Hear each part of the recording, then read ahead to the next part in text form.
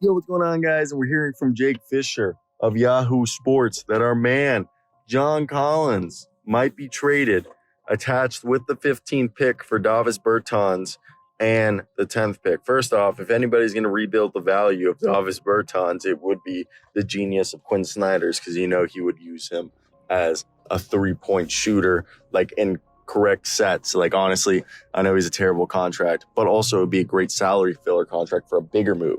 Okay, let's just say they do this. So it would be Davis Bertans and the 10th pick for John Collins in the 15th. Now, I think there's about $6 million there. Like, they could just straight up do that deal, but there is about $6 million there that the Mavericks would, because it's like $25 million that the Mavericks would be taking on. Davis Bertans makes like a cool 18. If I'm the Hawks, I would rather have Tim Hardaway Jr. in the 15th. Davis at least is an efficient three-point shooter.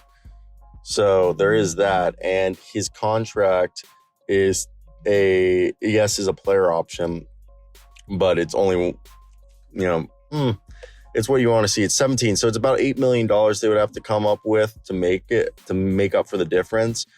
So you could see them throw in maybe like JaVale McGee in that deal. And I think it's definitely going to be an interesting deal, because right here, I think, okay, they get a top 10 pick. Well, would they then be drafting Grady Dick? Grady Dick kind of fits Quinn Snyder's system perfectly. Are they trying to get Taylor Hendricks? But I think Hendricks might be gone there. Are they trying to get one of the guards? Because I thought the guards would fall there, like Buffkin and Keontae George and Nick Smith are guys. Kassan Wallace could be another guy. Jalen Hood Schifino is another guy who could be available in that range, in my opinion.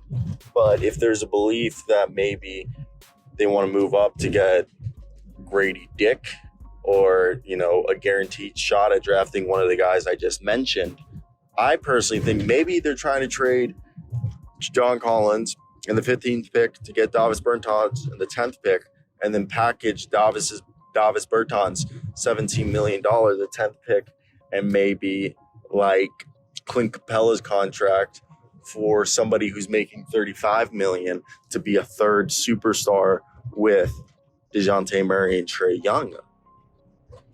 Again, we don't know who's available for trade, but we do know that Bradley Beal might be available, but I doubt it's.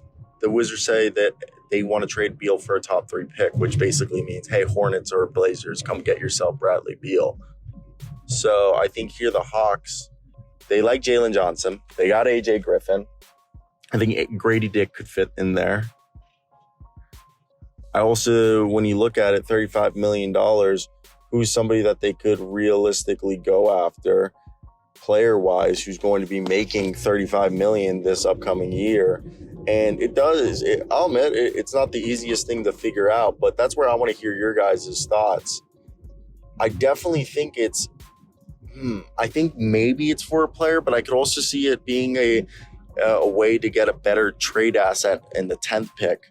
And then you get a salary filler in Davis Bertans. And then you compare Davis Bertans with Clint Capella, and you're able to trade that for something theoretically better than what you would get just straight up for the 15th pick in John Collins, right? Because if you package Clint Davis in the 10th, now you could afford Tobias Harris.